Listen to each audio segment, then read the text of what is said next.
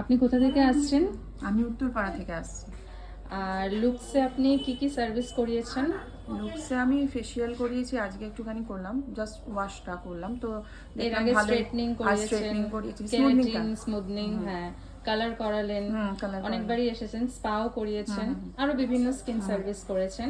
তো আপনার ওভারঅল সবকিছু এতবার এসেছেন পুজো থেকে নিয়ে এই মাসে, কিরকম লেগেছে?